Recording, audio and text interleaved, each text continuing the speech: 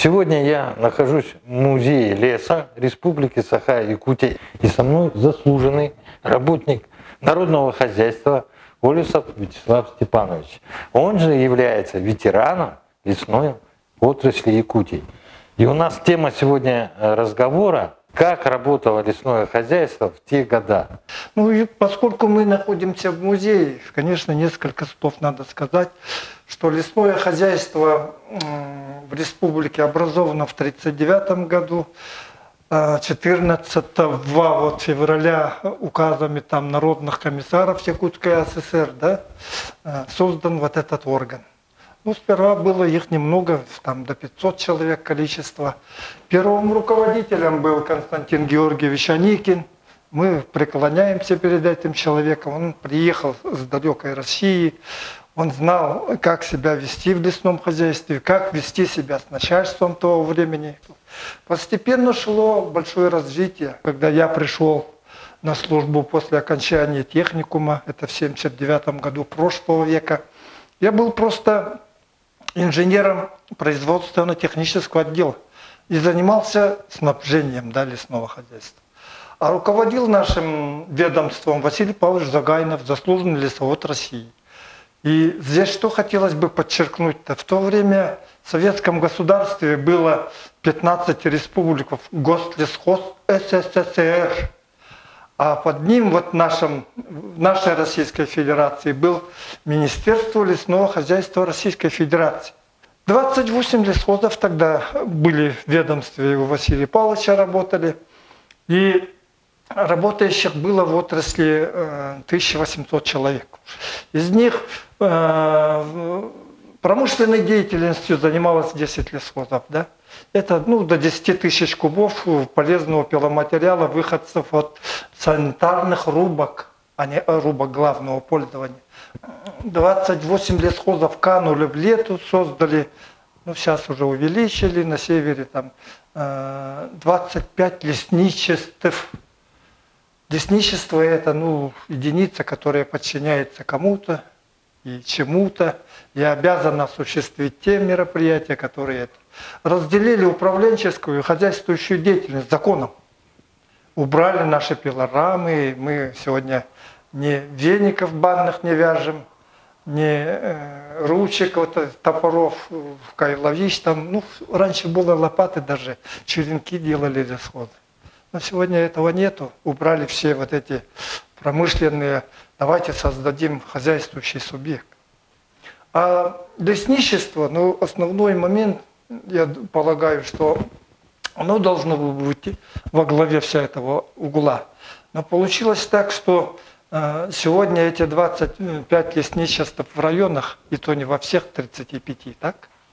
На северных там Индигирка владеет и Момой, и 3 вот этими огромными территориями. 254 миллиона гектаров лесных земель на территории. И здесь что получилось? Сегодня вот эти 25 лесничеств пытаются работать, а численность в них не по 180 человек, как раньше, а 8-7 человек. Лесничество занимается... отпуском леса все равно, но не на корню, да. А договора купли-продажи, сколько Иванову Петру Петровичу там надо на печку, сколько надо ему, чтобы построить изгородь под скот. Раньше было у нас 71 лесничество при 28 лесхозах. И там, естественно, были и по 25 человек, и по 12 лесничестве. Но там же вы не только занимались распределением, да? Вы же сами проводили санитарные рубки, профилактика леса была, да? И вязали веники. Вот в 71 лесничествах, в частности, в таких больших лесных районах, как Ленский, Алекминский, Алданский, Усмайский, были большие укрупненные лесничества. В Ленском районе, допустим, при 5 миллионах расчетной лесосеки, у них было до 6 лесничеств. В Ленском районе.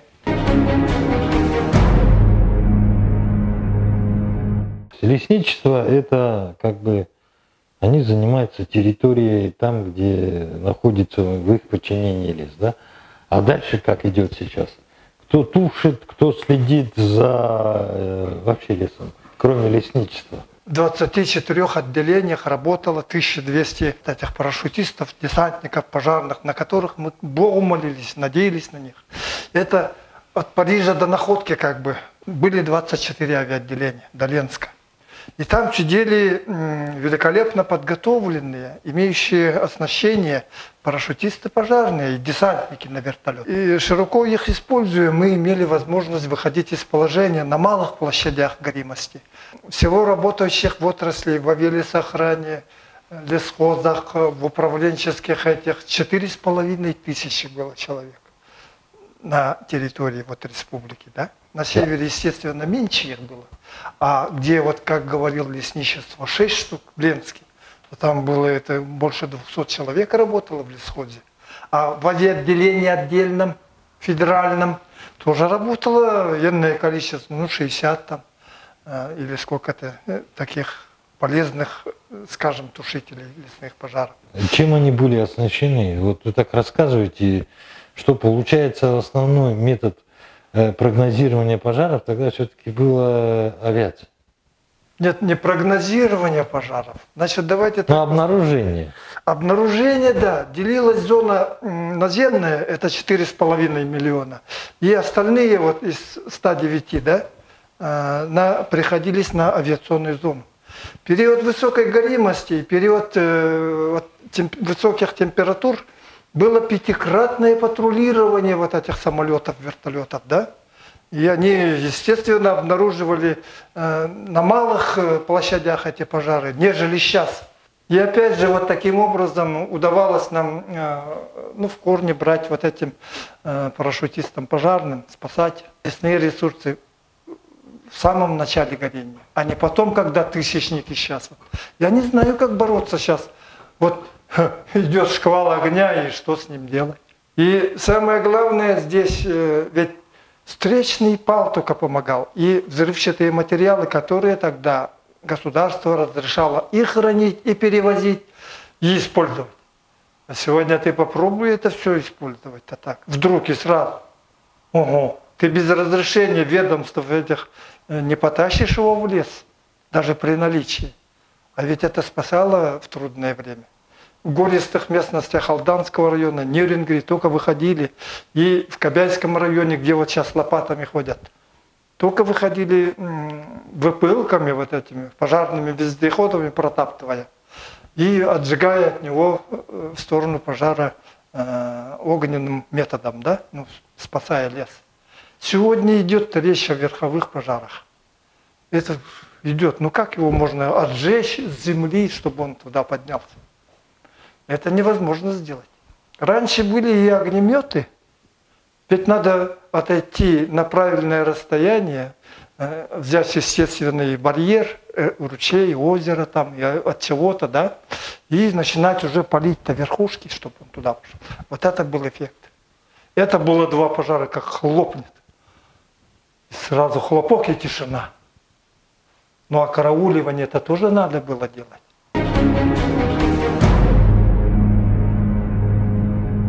И что здесь надо говорить? О прокурорах, о надзоре сегодня. Ведь раньше лесничие имели форму, вот смотрите, да, такую же, как у прокуроров. Вот это была дисциплина, они могли любому человеку в деревне сказать: так, ты давай собирайся, у тебя не сенокос сейчас, поедешь с нами тушить на ликвидацию лесного пожара номер 17, там, ну, допустим, так. Все слушались. Есть хорошо. У тебя 2 коровы. Ладно, тебе надо на сенокос, не трогаем тебя. Ну, таким образом выходили, использовали местное население. То есть лесничий имел право организовать людей и забрать на пожар? Конечно. Он беспрекословно его подчинялись. И они сидели на одной лавочке, разговаривали, какие принять меры для того, чтобы вот поднять народ, если не удается. Ну, тоже бывали. А я не пойду с вами, и все же. У меня вот хозяйство, Машка молодая, отелилась. А здесь прокуратура помогала очень. И они взаимодействие имели такую, ну, как сказать, власть, да, над всеми, что определяли все это жизненное кредо и как выйти из положения. Кто должен навести порядок в лесном хозяйстве? Российская Федерация в первую очередь и республика. Или республика должна решить, что ей нужно сделать. Но на сегодняшний день Дерхан просит забрать эти полномочия.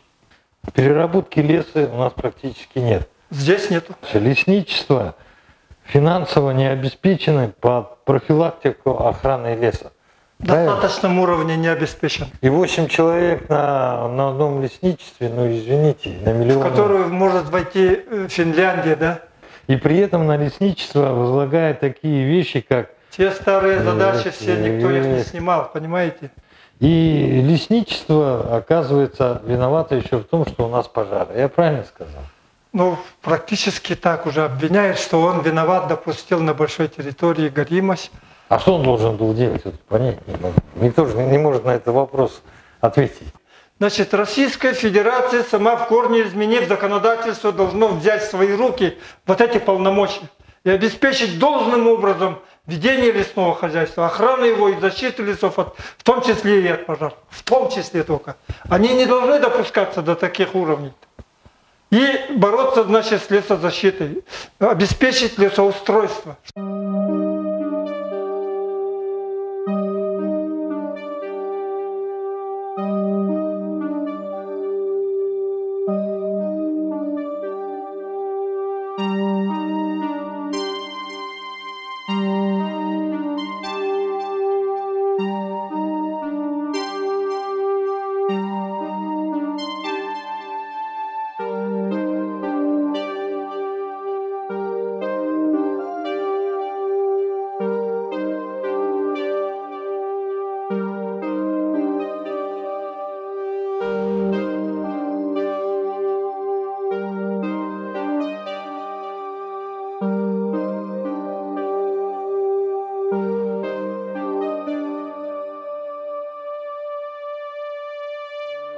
Thank you.